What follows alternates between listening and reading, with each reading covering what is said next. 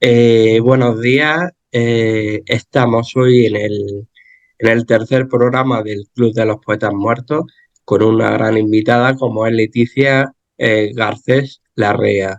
Quería darte las gracias, Leticia, por aceptar la humilde invitación a este programa y decirte bueno, para nosotros es un privilegio poder contar contigo en el día de hoy. Bueno, para mí es un placer. Muchas gracias por la invitación. De Leticia, bueno, decir que es pedagoga por la Universidad de Navarra, es integradora social, tiene el posgrado en educación emocional y bienestar en la educación por la Universidad de Barcelona, máster en inteligencia emocional y estudios también en neuroeducación por la UNED, psicología positiva, diplomado de educación emocional, liderazgo y bases del coaching para el desarrollo integral. Eh, También desde el año 2010 fundó el Centro de Orientación Familiar Padres Formados, que ahora nos contará lo que es, desde donde asesora familias en crianza positiva e imparte formación tanto a profesionales como a familias en temas relacionados con la educación emocional y la parentalidad positiva, tanto presencial como online, a nivel nacional e internacional. Desde 2012 organiza eventos de educación emocional para docentes y familias y ha organizado muchos congresos y otros eventos. Es socia fundacional en la RIED, Red Internacional de Educación Emocional y Bienestar, y socia de ASEDEM, Asociación Española de Educación Emocional. De hecho, participó en su primer Congreso de Educación Emocional en 2023, en el que coincidió conmigo y allí, de hecho, la conocí. Ha sido profesora en la Escuela de Inteligencia Emocional de la UNED, Victoria Gasteiz y UNED Tudela. Y es profesora en el experto universitario en inteligencia emocional de la UNIR. Entre las colaboraciones que ha realizado, pues ha colaborado con la radio Cadena Ser, Tudela, sobre temas de educación y familia. Ha escrito en revistas como Ser Padres y Emores. Colabora en el Laboratorio de Educación Emocional de la UNED. eh, Trabajó en centros de menores en Guatemala, coordinando proyectos de cooperación y educación, y esa experiencia le ha permitido descubrir que la formación de padres y madres era la clave para proteger los derechos de la infancia. Es autora de libros como Padres Formados, Hijos Educados y la guía descargable Educar sin Miedo. Coautora también de los cuentos y del disco Emocionate. Eh, También creó el cuento Dragon Bolo, Saca el Bolo, para la gestión de la frustración y el libro Infancia bien tratada, Adolescencia bien encaminada, hace muy poquito, de hecho. Y como si ya no fuera poco, pues ha sido la impulsora de la campaña de sensibilización Educar sin miedo en redes sociales, para la que se crearon 10 cortometrajes de sensibilización sobre las competencias parentales y los buenos tratos a la infancia. Decir, Leticia, que con este currículum, vamos, la verdad es que es tremendo. es tremendo. Sí, hay mucha pasión y mucho amor por el propio trabajo, ¿verdad? Sí, sí, De sí, la sí. orientación hacia la infancia. Sí, la verdad es que haces una grandísima labor y vamos, y se te agradece un montón porque además son temas muy interesantes y que está bien tratarlos.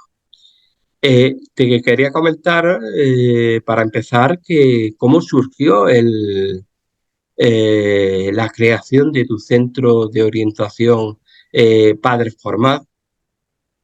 Nace de la propia necesidad. Todo proyecto que uno quiere llevar a cabo tiene que nacer o de una motivación o de una necesidad. En mi caso, de las dos cosas, porque como madre me veía muy limitada, con mucha información, con conocimiento adquirido en la universidad, en los libros, pero con la dificultad de aplicarlo en mi propia vida. Y eso me generaba mucho malestar, mucha frustración, mucha inseguridad, el haber sido capaz de crear un proyecto sociales de gran envergadura y sin embargo no entender lo que quería un niño de 2 años. Y eso me generaba mucha frustración. Entonces, de esa necesidad personal surge una motivación que es lo que genera esa energía, ese motor, ¿no? Hacia, bueno, descubrir algo que hasta el momento no conocía, ¿no? Que es lo que ahora llamamos parentalidad positiva, ¿no? Hace 10 15 años seguro había información, pero por lo menos yo no la conocía, no estaba a mi Claro, alcance o no sabía tampoco qué leer, a quién leer, estaba muy perdida. Y cuando eres madre, tienes un deseo de hacerlo muy bien. Luego con el tiempo aprendes que, bueno, que con hacerlo bien es más que suficiente. Hacerlo bien es no dañar. Y bueno, pues eso también lo vas aprendiendo, ¿no? Vas aprendiendo a no ser autoexigente, a no ser perfeccionista, pero sí que buscar la excelencia, ¿no? Buscar el hacer bien, sabiendo que con eso estás favoreciendo el desarrollo cerebral de una criatura. Y de mi necesidad y de esa motivación surgió el Centro de Orientación Padres Formados, que en un principio lo que yo hacía era ir mucho a los centros, a dar formación, eh, trasladarme a otros lugares y compartir con grupos de padres y madres muchos conceptos de crianza positiva bueno, que hoy en día llamamos parentalidad positiva porque es mucho más amplio, ¿no? Al final nos interesa beber de muchas fuentes, ¿no? De la inteligencia emocional, de la educación emocional, de la psicología positiva, de la neurociencia, pero siempre algo científico que nos va marcando el camino, para que no eso, solo sea yo pienso, yo creo, a mí me parece, mi experiencia claro. es, está muy bien, la experiencia de cada uno está genial, pero tiene que estar por lo menos tus decisiones basadas en un respaldo científico que te dé la Claro, en una garantía o te evidencia diga seguridad. científica, claro, claro. Sí, exactamente. La parentalidad positiva, ¿qué es concretamente, Leticia? Ah, sí, es un término más técnico quizás o más eh, científico, bueno, que nace a raíz un poco del 2006, que se empieza desde Europa a recomendar a los países europeos en principio que desde las políticas sociales se vaya favoreciendo la parentalidad en las familias, que se vaya favoreciendo pues, desde la conciliación, desde políticas públicas que favorecen que para las familias sea mucho más fácil ejercer esos buenos tratos, una educación sin violencia, donde hay unos límites que dan seguridad y que favorecen o facilitan que las familias puedan llevar a cabo esa labor educadora y educativa tan necesaria que a veces no es fácil pues por el estrés, por las dificultades económicas, porque no todo el mundo tiene acceso a la información, a la formación. Entonces, se sigue creyendo que pues, la letra con sangre entra, que estos niños necesitan mano dura. Y como la ciencia nos va demostrando que un cerebro, cuando crece en un entorno violento, ese maltrato al que está sometido, no siempre porque ejerza directamente el maltrato, pero sí que puede estar viendo malos tratos, por ejemplo, entre sus padres, pues sabemos que eso daña al cerebro, ¿no? Tanto recibir malos tratos como vivir en un entorno de violencia, ¿no? Entonces, teniendo en cuenta que no solamente hay que hablar de no maltratar, sino de bien tratar, la parentalidad positiva se centra más bien en los buenos tratos. ¿Qué es un buen trato? Bueno, pues un buen trato al final es todo lo que tú haces desde una conciencia emocional que te permite ser como muy consciente de tus emociones, regularlas y además tomar decisiones conscientemente, de forma emocionalmente competente, que te aseguran que estás favoreciendo de esa manera el desarrollo cerebral de esa criatura. Y eso a su vez, pues te da la seguridad de que ese cerebro pues está, digamos, está madurando, se está desarrollando, se están creando conexiones cerebrales y todo lo que aportamos a la infancia, por lo menos durante los 12 primeros años, sabemos que esa antesala va a ser esa mochila cargada de recursos que va a favorecer que ese adolescente, entrando en una etapa preadolescente-adolescente, donde su cerebro está en obras, pueda contar con experiencias vitales que le permitan por lo menos reconocer la violencia, pedir ayuda, autoconocerse lo suficiente como para tirar de sus propios recursos, saber qué virtudes tiene, qué talentos, qué cualidades, qué limitaciones. Y eso nos prepara un poco para la vida, ¿no? Adquirir durante los 12 primeros años por lo menos las competencias emocionales suficientes que luego se van a convertir en los recursos de vida. Porque además eso a él le va a afectar para que en el futuro no sea o no haya violencia, sino que tire de esos buenos recursos que ha ido aprendiendo a lo largo de la infancia, con ese buen trato, claro. Sí, la violencia, al fin y al cabo, bueno, es inherente al ser humano, ¿no? Pero ¿qué es violencia, no? Pues muchas veces la violencia es falta de autocontrol, falta de bienestar emocional, todo eso se convierte muchas veces en irritabilidad, malestar, falta de equilibrio emocional, y eso hace que cualquier pequeño estímulo te haga reaccionar, explotar, ¿no? Activarte, una mirada, un gesto, lo toleres peor y reacciones mal, ¿no? Entonces, esa violencia es, por un lado, es el daño que tú generas a otra persona, pero sobre todo es la falta de autocontrol. Y lo que al ser humano realmente le hace feliz es hacer un buen uso de su libertad, para hacer un buen uso de tu libertad, para tomar decisiones convenientes, decisiones saludables, para tener autocontrol, dominio propio, decisiones realmente conscientes en el sentido de que sabes que esto te hace bien, es bueno para ti, es bueno para la relación. Para eso necesitamos realmente tener ese dominio propio. Y la Efectivamente. falta de autocontrol nos hace realmente infelices, porque eso no nos permite ser dueños de nuestras decisiones, ¿no? Libres verdaderamente, que no es hacer lo que quiero, sino es hacer lo que me conviene. Entonces, realmente la libertad es poder decidir en base a lo que necesito, no en base a lo que deseo. Entonces, para decidir en base a lo que necesito, tengo que conocerme muy bien, tengo que tener una vida interior muy rica, una introspección, una capacidad de entrar y de salir y de conocerme, conocer lo que me gusta, pero sobre todo lo que necesito, lo que me conviene, lo que me ayuda a madurar como persona. Las personas maduras a nivel emocional, son personas que necesitan menos, que miran más hacia adentro, que se relacionan mejor con los demás, que saben salir de los conflictos a través de la comunicación, que toleran mejor las diferencias, que tienen interés por los demás. Entonces, hay un estudio de Harvard que es muy conocido porque ha tenido un montón de titulares de prensa que dice precisamente después de haber estudiado 85 años, que es el estudio más longevo que conocemos, que es lo que al ser humano lo hace feliz, pues al final llegan a la conclusión que lo que le hace feliz al ser humano son las relaciones sociales. ¿Quién sabe mantener relaciones sociales satisfactorias, donde realmente la otra persona te interesa tanto como para que tus intereses propios a veces puedas como dejarlos en un segundo plano, ¿no? Interesarte por el otro y no imponerle tu opinión, ¿no? Escuchar al otro y no querer solamente decirle lo que tú piensas, ¿no? Sino Respetarlo poder... también, claro. Ujú, eso es. Eh, Te iba a decir, ¿cómo se puede educar a un niño evitando el castigo? Eso Ujú. es difícil.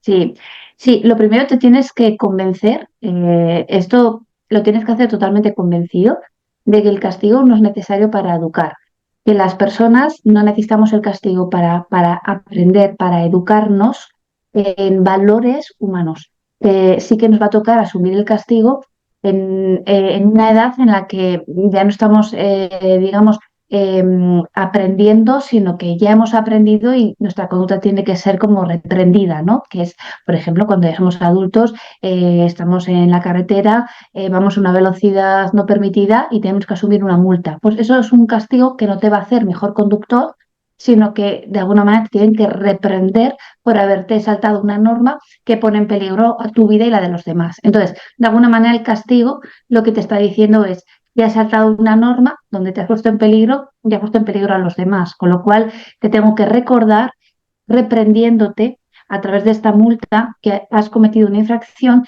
que te pone en peligro a ti y a los demás. Entonces, eso es un castigo que más que educar al conductor, que se supone que el conductor ya se saca el carnet de conducir, le tiene que reprender para recordarle que ha hecho algo probablemente consciente o inconscientemente generando un riesgo. Entonces, los castigos son para los adultos.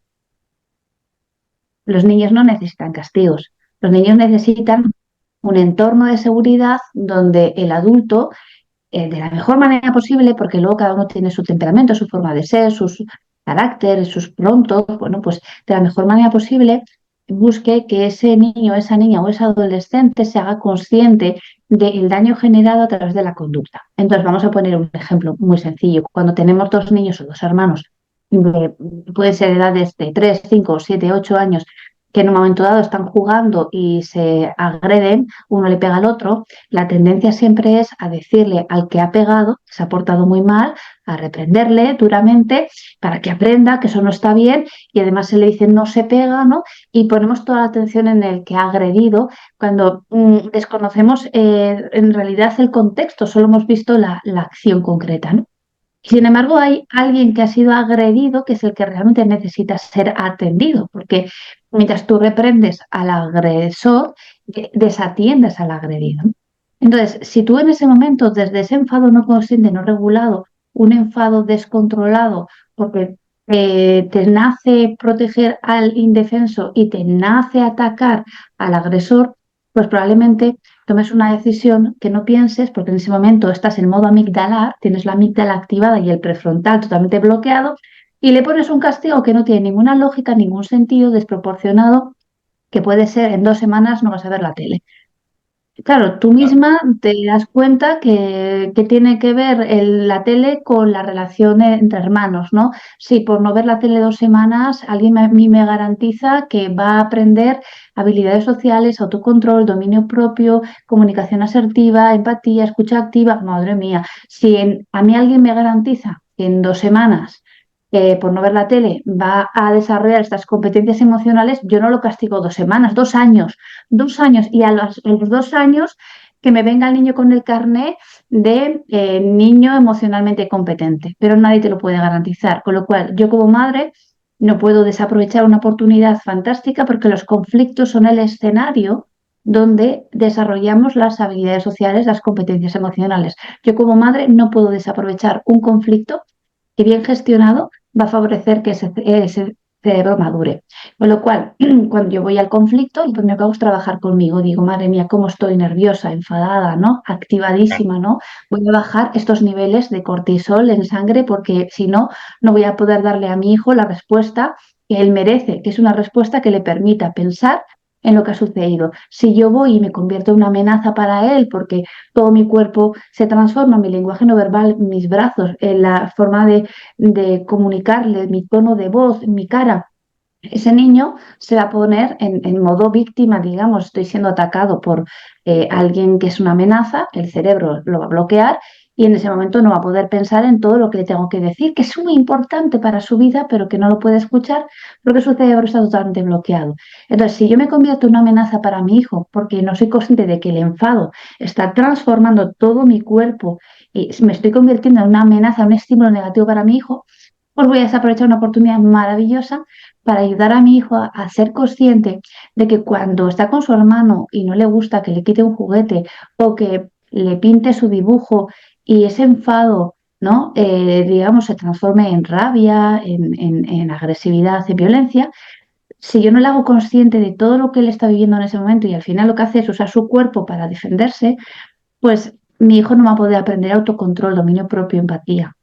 ¿sí? Entonces a mí me interesa ir a la escena, trabajar conmigo, poner en orden todo lo que a mí se me está moviendo y en ese momento atender a quien ha sido agredido para que él también se sienta seguro, aunque siga llorando, pero se sienta seguro, alguien le está haciendo justicia, alguien le está reconociendo como víctima, alguien le está diciendo acabas de sufrir una agresión, eso no está bien y yo te voy a demostrar que no está bien porque te voy a proteger, pero voy a atender al agresor y le voy a decir, mira, he visto lo que ha sucedido, me ha parecido que tu hermana te estaba quitando tus pinturas, en ese momento le has hecho daño, que le has pegado fuerte con lo que tenías en la mano, quiero que seas consciente, mira, está llorando, tiene un golpe en la cara, quiero que lo veas. Entonces voy calmando, ¿vale? Y luego le voy a hacer responsable de reparar en parte la relación con su hermana.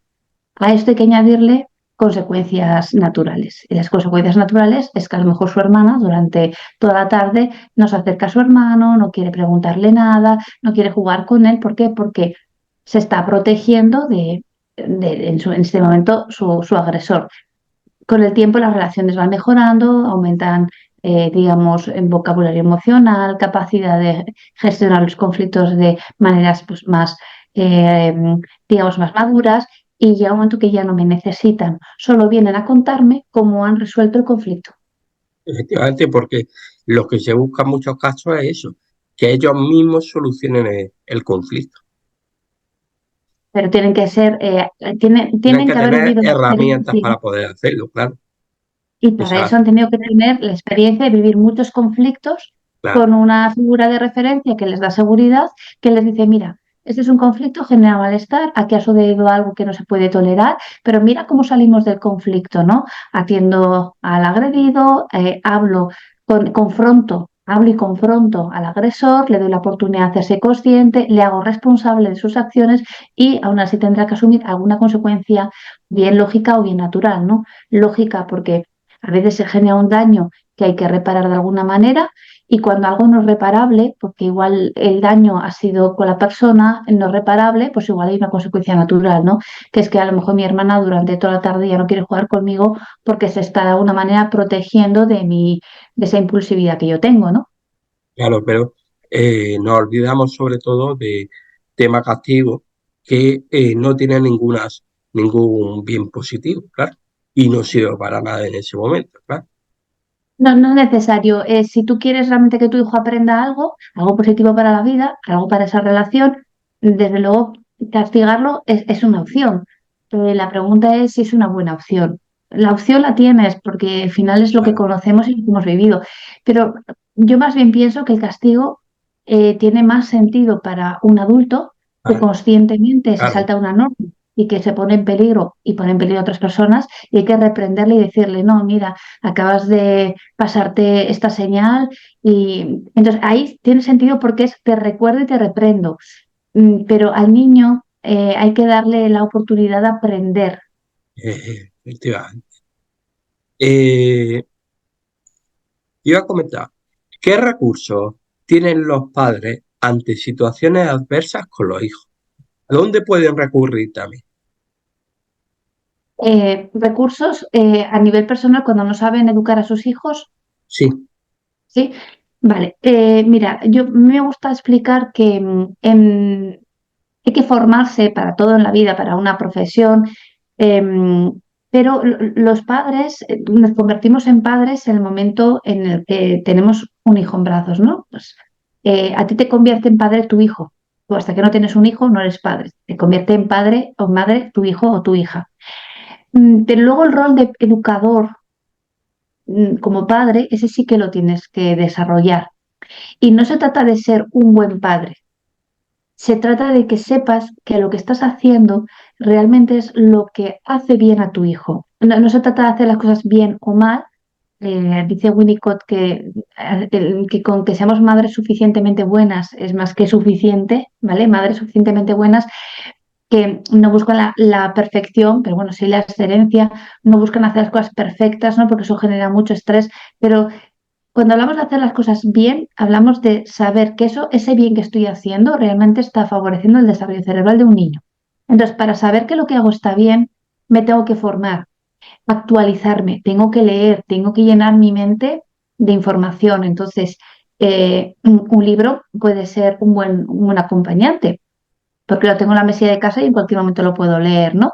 El último libro que he publicado, que es Infancia bien tratada, Adolescencia bien encaminada, tiene un montón de reflexiones, de frases que a lo mejor no te dice nada que no sepas, pero bueno, igual te permite reflexionar sobre una situación que el simple hecho de estar pensando sobre ella ya te hace posicionarte, estar más seguro, tener una opinión más fundamentada y eso a veces es más que suficiente, ¿no? Entonces, también es interesante acudir a grupos de formación, charlas, conferencias, congresos, todo está muy bien. Pero la cuestión es que si tú aprendes una cosa y ese aprendizaje, por sencillo que sea, lo interiorizas, lo integras, lo haces tuyo y se convierte en parte de ti, eso lo vas a poder llevar a la práctica mucho más fácilmente. Con eso ya estás generando nuevas conexiones neuronales, estás generando una nueva actitud, una nueva visión de la educación, una nueva, digamos, forma de ser, una nueva personalidad ante tus hijos. Pongamos un ejemplo. Cuando antes se creía que cuando un niño lloraba te manipulaba, se te subía la chepa, las barbas, ¿no? Y entonces lo que se aconsejaba era que había que ignorarlo y dejarlo llorar para que aprendiera a no manipular llorando. Esta es la creencia. Esta Esa era creencia la está creencia, claro. esta es la creencia, ¿vale? Está instaurada en la El mente de mito. muchos adultos, sí. Entonces, desde esa creencia, que difícilmente te la vas a quitar, porque a no ser que leas o que vayas a una charla, que alguien te dé otro punto de vista, si es la creencia que tú tienes y te rodeas con gente que cree lo mismo, eso es un paradigma, ¿no? Es como que para ti no tiene sentido lo contrario. Entonces, esa creencia, en la propia ciencia te dice que no es sostenible, porque los niños, para empezar, no lloran para manipular, lloran para desahogar la frustración que sienten. Otra cosa es que el adulto que le tiene que acompañar en esa frustración no tenga capacidad de mantenerse firme ante ese llanto y acaba cediendo y acabe dándole al niño lo que quiere a nada que llore, pero por no escucharlo. Entonces, el niño entiende que el llanto tiene un poder sobre el adulto, pero él no tenía la capacidad de manipular llorando, lo aprendió porque el adulto no fue, digamos, firme en sus decisiones. Entonces, ese niño llorará hasta desahogarse y un poquito más, ya que ha aprendido que llorando un poquito más consigo algo del adulto, pero no hubiera Efectivamente. aprendido eso, no lo hubiera aprendido si el adulto se hubiera mantenido firme en sus decisiones. El caso es que si tú lees y entiendes que el niño que llora no tiene que ser ignorado, tampoco tiene que ser atendido de forma sobreprotectora, sino que tiene que ser bien acompañado. Y después aprendes a darle ese acompañamiento, digamos, firme, un acompañamiento consciente, donde estás sabiendo que lo que haces le está ayudando, desde esa madurez que tú también vas adquiriendo, pues te das cuenta que con tu presencia el niño consigue hacerse como cargo de sus emociones, ¿no? No es que tú tranquilizas al niño porque llora, sino que tú al estar presente mientras el niño llora, le das a él la opción de hacerse cargo de lo que siente. Cuando tú transformas una creencia por otras, ¿no? O bueno, pues dejas a un lado una creencia que no tiene respaldo científico y vas atreviéndote, ¿no? A incorporar en tu forma de entender la educación nuevas creencias que están respaldadas científicamente. Claro, tienes que ser valiente, porque lo que estás haciendo es algo nuevo. Lo nuevo siempre da miedo. Entonces tienes que dejar a un lado lo que es conocido y que te da seguridad y que todo el mundo más o menos lo habla y atreverte a pensar cosas nuevas que solo la ciencia dice que es bueno, o unos pocos, ¿sí? Entonces, cuando tú adquieres conocimiento de diferentes formas, o bien porque lees, o porque escuchas podcast o entrevistas como esta, o porque gusta ir a una charla o te vas como nutriendo y das lugar a que nuevas creencias se vayan incorporando en tu visión de la educación, te das cuenta que cada vez tienes como más control de la situación, tienes más seguridad en lo que haces, ese conocimiento te da como más serenidad. También es verdad que hay gente que se llena de información, luego no sabe aplicarla y con tantas, digamos, nuevas ideas tiene más, digamos, inseguridad, no sabe qué hacer, porque tiene demasiada información. Por eso digo, si aprendes una cosa, por pequeña que sea, cada día, y la practicas y la haces tuya, pues al final es con lo que vas a ir, digamos, nutriendo las relaciones con tus hijos. Mira, Leticia, te iba a comentar a raíz de lo que tú has estado diciendo. Entonces, cuando un niño llora, precisamente lo que no hay que hacer es darle lo que él quiere. Sí, cuando un niño llora, pueden significar muchas cosas, ¿no? Te está diciendo de la forma que sabe que puede que tu decisión no lo está encajando bien, ¿no? El llanto es el primer medio de comunicación del bebé, ¿no? Desde que nace llora y además que llore es bueno porque nos está diciendo que tiene hambre, sueño, frío y nos permite saber qué necesita, con lo cual que un niño llore es maravilloso. Pero sucede algo y es que cuando el niño empieza a hablar, no sé por qué pensamos que las palabras tienen que sustituir siempre el llanto, ¿no? Y como que el niño ya no tiene por qué llorar para comunicar, porque para eso ya tiene las palabras, ¿no? Entonces nos enfadamos y le decimos, no me hables llorando, no te entiendo cuando lloras, a mí o me hablas o no te hago caso. Y para el niño es muy difícil sustituir el llanto por las palabras, porque hasta ahora el llanto le ha dado mucha confianza para comunicar y además es que le ha permitido poder contar lo que necesitaba y se le ha entendido enseguida, ¿no? Y las palabras, pues muchas veces les falta vocabulario, no siempre entendemos lo que quieren, entonces, bueno, pues hay un tiempo en el que el niño llora y también va utilizando palabras. La cuestión es que cuando un niño llora para comunicar, o aun pudiendo utilizar las palabras, lo que hacemos es enfadarnos con él, porque no nos gusta, porque nos pone nerviosos. ¿Por qué esto? En el cerebro tenemos un mecanismo que es que cuando un bebé llora, nos activamos porque es la única forma de poderlo proteger, ¿no? Poderlo atender, ¿no? Entonces es muy difícil que tú estés con un bebé que llore y que estés tranquila. A veces decimos, no, yo intento estar tranquila, no intentes nada, no vas a estar tranquila porque tu cerebro no te permite estar tranquila mientras un niño llora.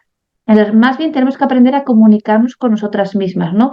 Cuando el niño llora porque está frustrado, porque no tolera, no encaja una decisión que tú has tomado y has decidido que no se lo vas a dar, que lo tienes muy claro, es decir, me pide helado en invierno y tengo claro que no se lo voy a dar, pues mi postura es muy firme. ¿Por qué? Porque darle lo que me pide sería no protegerlo. Entonces tengo muy claro mi decisión y me mantengo firme.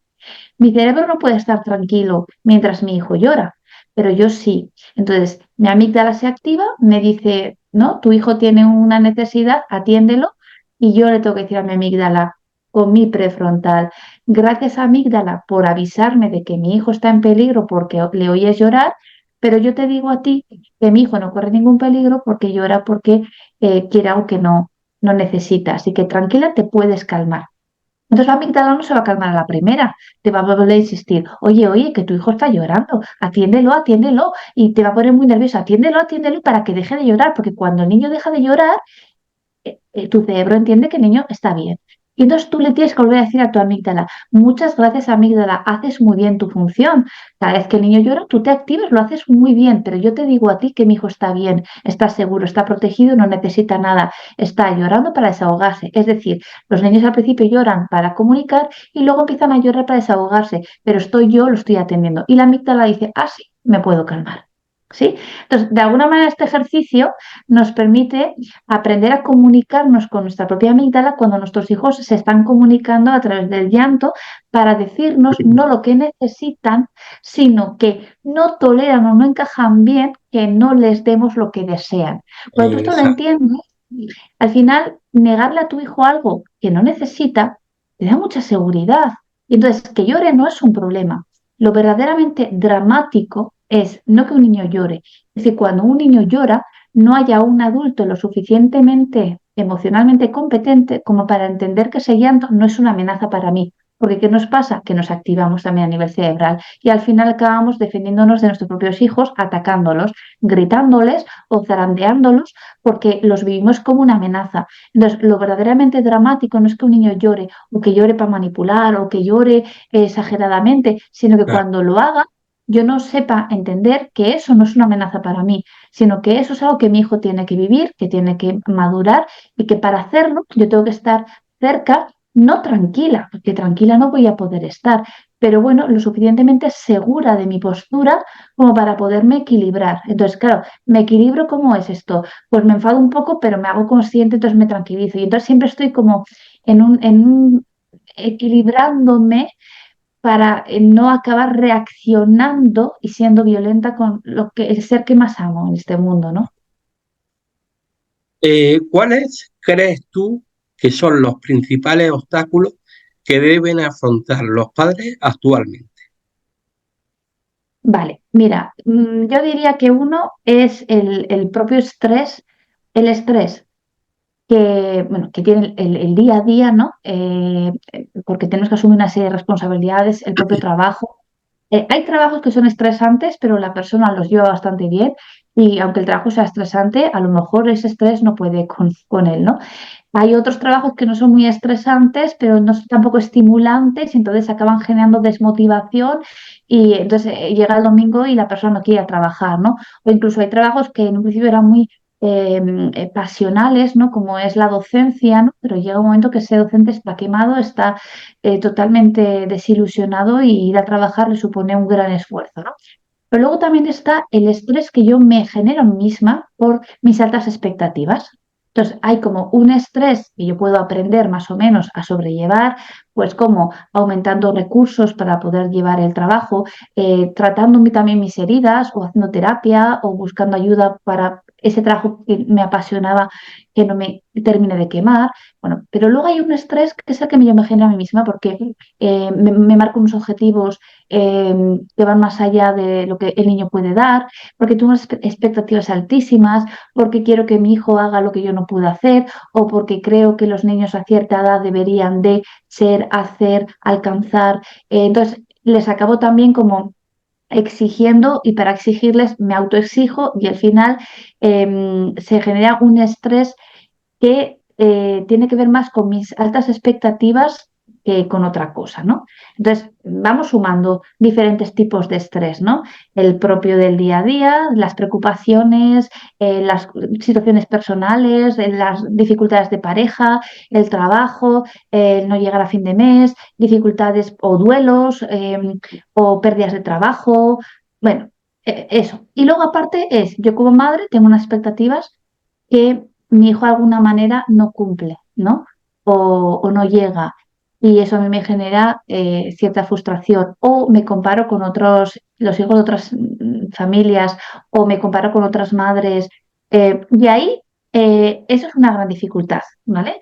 Porque al final tengo que estar lidiando con unas emociones displacenteras que de alguna manera les he dado yo cabida. Porque una cosa es que algo te entristezca o que algo te genere envidia o que algo te genere culpa, pero bueno, son emociones que no son muy agradables, bueno, están un ratito entre nosotros, nos dan una visión de la realidad, pues mira, sientes culpa porque acabas de gritar a tu hijo y así has decidido que así no te quieres relacionar con él, o estás triste porque esperabas algo de alguien y no se ha cumplido, o estás decepcionada porque, bueno, contigo misma, incluso enfadada porque te habías marcado un objetivo que no has alcanzado. Bueno, son emociones que vienen, digamos, nos habitan un tiempo, pero no son disfuncionales, no nos impiden vivir el día a día, no nos perjudican, ¿no? Seguir con nuestra rutina.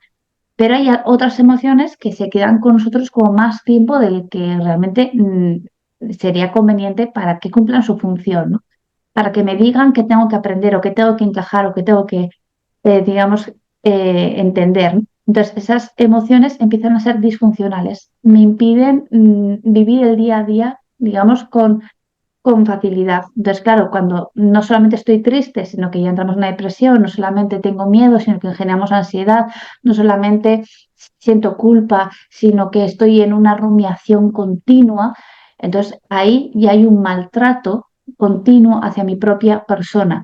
Si yo me maltrato, mi forma de tratarme no es favorable, no es adecuada, no es positiva, no me estoy queriendo bien, no me estoy tratando bien. Mis hijos están viendo cómo continuamente yo me machaco, me maltrato, bien, digamos, me agredo de muchas maneras, ¿no? Ay, qué tonta, qué estúpida, ay, qué cabeza, es que estoy como estoy.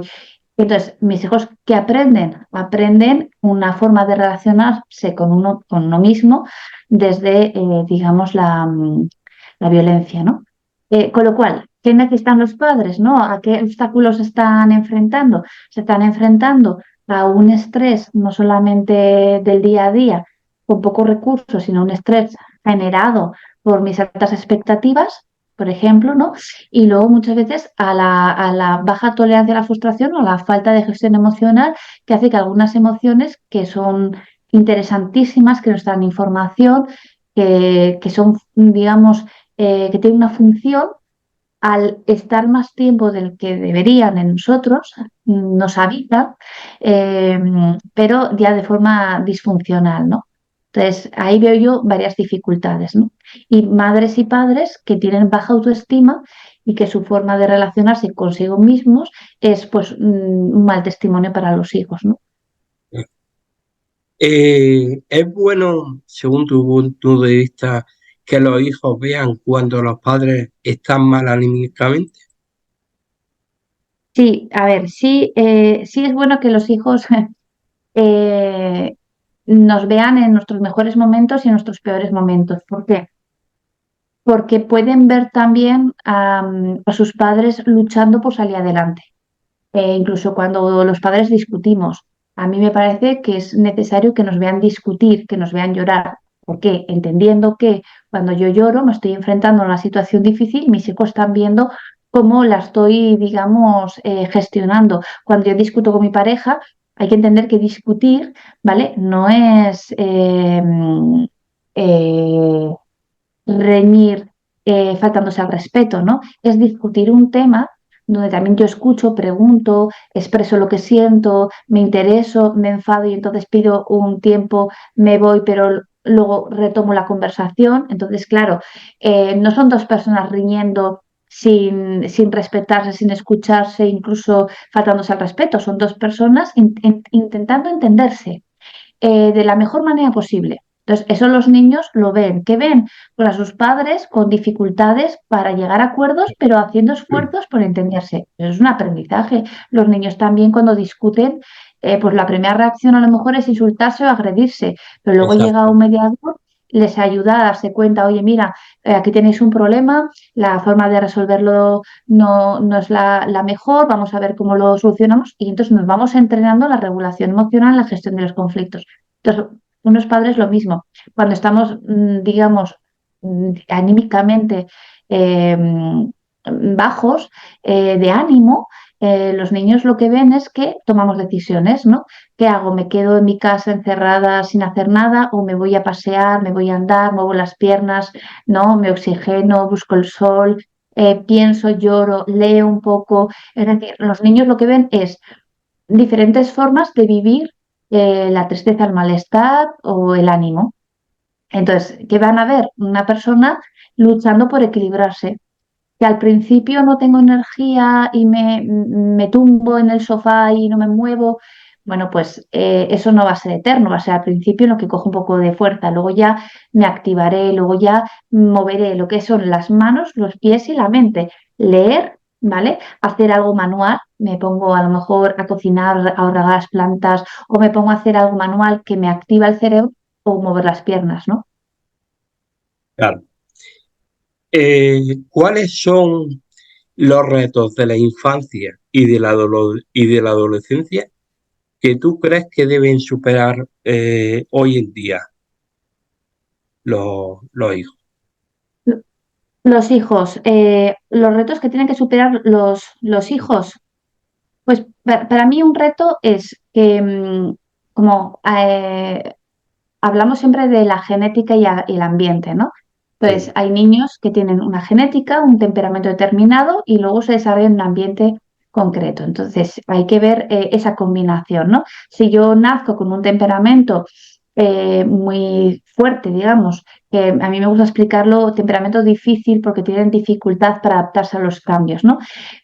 Pero yo con ese temperamento crezco en una familia donde me marcan límites seguros, me acompañan, son pacientes, son firmes. Va a ser fácil, para mí, aún teniendo un temperamento fuerte, va a ser fácil como niño aprender. el dominio propio y el autocontrol, porque si me marcan límites, me hacen sentirme seguro, yo voy aprendiendo también ese ejercicio de autorregulación. Entonces, puedo encontrar en ese ambiente, en ese medio familiar, puedo encontrar una forma de desarrollarme saludable, ¿no? Entonces, como niño, me voy a encontrar con diferentes retos en el día a día, que es, por ejemplo, conocerme a mí mismo, relacionarme con los demás, desarrollar la empatía, desarrollar la comunicación asertiva. Estos son retos. Tengo Claro. que desarrollar competencias emocionales. Lo que pasa es que el reto va a ser cómo lo voy a hacer teniendo en cuenta que nazco con un temperamento ya muy marcado y que depende del medio en el que yo me encuentre, va a ser más fácil o más difícil desarrollar todo eso. Si por el contrario tengo un temperamento más bien tranquilo, soy un niño de temperamento fácil, que esto significa que me adapto fácilmente a los cambios, pero claro, va a ser más fácil que alguien me pueda manipular, se pueda usar de mí, porque claro, me cuesta más marcar límites, pero igualmente me desarrollo en un buen ambiente donde me ayudan a respetar mis límites, me ayudan a expresarme, me escuchan cuando comunico. Bueno, pues todo eso me va a permitir, según el temperamento que yo tengo, asumir los mismos retos, ¿no? Pero si por el contrario la combinación no es buena, es decir, independientemente del temperamento que yo tenga, me desarrollo en un ambiente donde no se me validan mis emociones, donde se me trata duramente, donde se me exige más de lo que por edad o por capacidad puedo dar, donde se me machaca, donde se me augura un mal futuro. Y entonces yo tenga un temperamento u otro en ese medio, no me puedo desarrollar, no puedo desarrollar todo mi potencial. El reto de desarrollar las competencias emocionales va a ser mucho más difícil. ¿Qué me quedará? Me quedará la esperanza de que en la vida adulta pueda desarrollar mi propia resiliencia, enfrentándome a mis fantasmas, mis heridas, Claro. mis dificultades.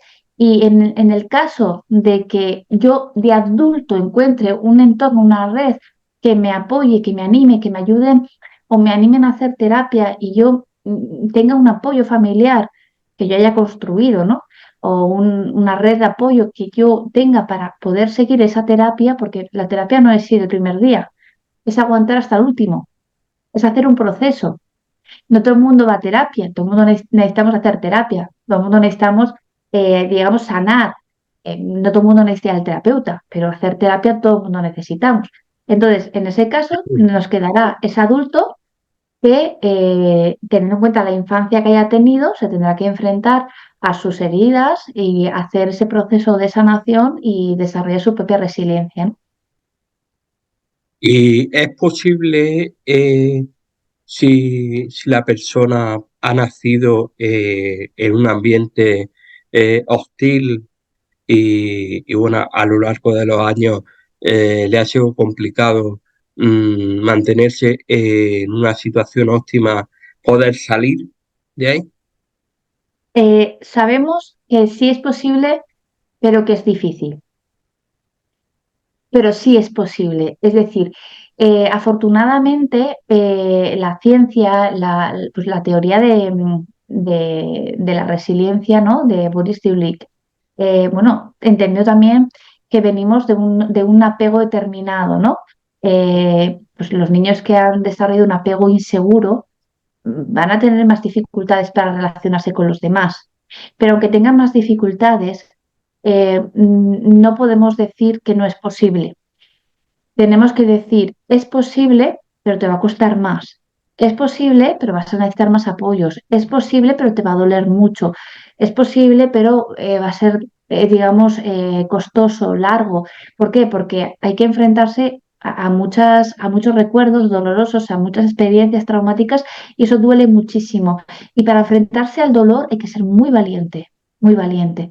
Y además el dolor desgasta, el dolor agota. Entonces, a veces es muy difícil seguir una vida de adulto con tus responsabilidades, con tu día a día y hacer un trabajo terapéutico porque es agotador. Entonces necesitas mucha energía para hacer ese trabajo de sanación, ¿no? Entonces, hay muchos adultos que prefieren vivir a espaldas a esa realidad, construirse una nueva vida y vivir ignorando que eso está ahí, ¿no? Porque enfrentarlo duele mucho. Por eso es tan importante la red de apoyo, ¿no?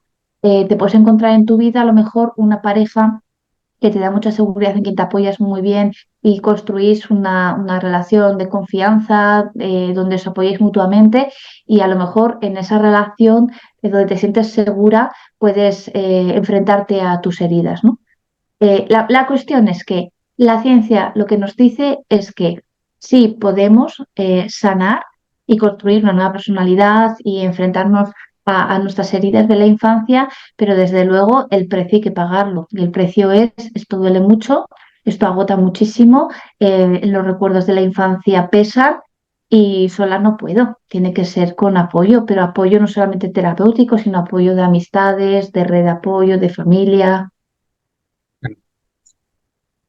¿A qué puede deberse la mala actitud del alumnado generalmente en la actualidad, según tu Sí, criterio? es una pregunta muy interesante. Nos equivocaríamos si generalizásemos, ¿no? Hay que Evidentemente. ver que luego cada alumno, cada familia, cada circunstancia, Evidentemente.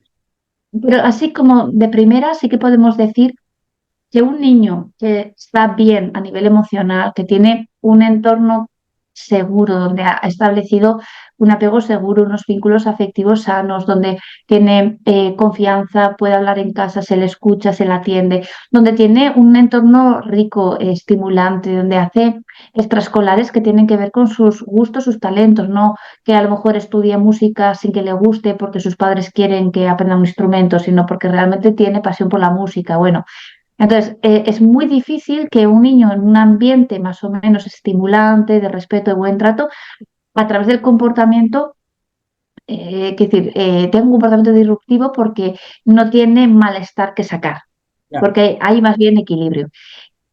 ¿Qué pasa con el alumnado que con el comportamiento continuamente disruptivo, amenazante, que a veces te dicen, ¿no? Tú no me mandas o se enfrentan en el día a día, ¿no? Que nos están diciendo lo mal que se sienten, lo mal que se encuentran y todas las carencias que tienen. Entonces es muy difícil responder al mal comportamiento con un buen comportamiento. Es decir, ¿qué es lo ideal? Que cuando un niño se porta mal, lo ideal es que tú respondas de tal manera que le hagas sentirse seguro aunque le tengas que reprender. Pero es muy difícil porque un niño que se porta mal también activa en ti tu necesidad de supervivencia, ¿no? Es decir, te pones nervioso, Exacto. te pones Exacto. inquieta, tu lenguaje no verbal cambia, tu tono de voz se eleva. Entonces, generalmente lo que hacemos es regañar a los niños que se portan mal, lógico y normal, porque nos activan emocionalmente. Porque para dar lo contrario tenemos que tener como mucho autocontrol, mucho dominio propio, mucha madurez y entender muy bien la conducta. La conducta, en el fondo, lo que nos está diciendo es detrás de esta fachada de niño malo, lo que hay es un niño vulnerable con un montón de carencias, un montón, digamos, de necesidades emocionalmente no atendidas o no atendidas lo suficientemente. Y entonces necesito que alguien me haga sentirme seguro. Pero claro, si yo con este comportamiento hostil saco lo peor de los demás, tiene sentido, pues claro, me regaña mi madre, mi padre, mi profesor, los amigos, me convierto también en un posible agresor de bullying. Y claro, de ahí no puedo salir. Entra en un círculo del que no puedo salir. ¿De qué manera se les puede ayudar? Claro, cuando tú como docente adquieres un compromiso con este tipo de alumnado, con estas actitudes, claro, tienes que trabajar mucho en ti, porque claro, hay que encontrar el equilibrio y no es fácil, ¿no? Es cómo respondo a este alumno que me está, digamos, atacando con esa firmeza y esa autoridad que le hace sentirse seguro, ¿no? Es como cuando un alumno me grita y yo en lugar de gritarle le hablo en un tono bajo, que logro poco a poco que él vaya bajando el tono, porque él no está consiguiendo cambiar mi estado de ánimo. Para que un alumno no cambie mi estado de ánimo, yo tengo que estar lo suficientemente seguro eh, eh, conmigo mismo para mantener todo mi lenguaje no verbal bajo control y transmitirle que por muy mal que se porte, ¿vale? Yo no voy a portar con él peor. Pero claro, esto lo puedo conseguir un lunes, un miércoles, a primera hora de la mañana, con un alumno, con dos. Pero yo entiendo que esto es tal esfuerzo que no le podemos pedir al docente que tenga todo este control, todo este dominio encima de clases, tenga buen humor, esté contento, esté alegre, tenga salud. Con lo cual, ¿qué nos toca hacer muchas veces? Ser prácticos y decir, mira, pues el lunes tengo bastante energía y me voy a dedicar especialmente a este alumno, a este otro no. El martes, como ayer me dediqué a a estos dos los priorizo, pero a este otro no. El miércoles, hoy estoy con poquita energía, voy a intentar tampoco exigir mucho porque tampoco estoy para dar mucho. Entonces, al final de lo que se trata es de que elijas tus batallas. Elijas tus batallas desde este conocimiento. El alumnado, a través del mal comportamiento, me está pidiendo algo que yo no siempre voy a tener, que es efectivamente. equilibrio dominio propio, energía, fortaleza interior, respuestas emocionalmente competentes, empatía, comprensión. Bueno, pues el día que lo tengo, se lo daré con mucho gusto. El día que no tengo, entonces también tendré que relativizar, es decir, no darle importancia a ciertos comportamientos o buscar la manera de o pedir ayuda a otro compañero. Es decir, no siempre se puede trabajar sobre la conducta. A veces hay que trabajar sobre el contexto, ¿no? En mí, valorar que hay una conducta que realmente no tiene tanta importancia y esta la voy a ignorar.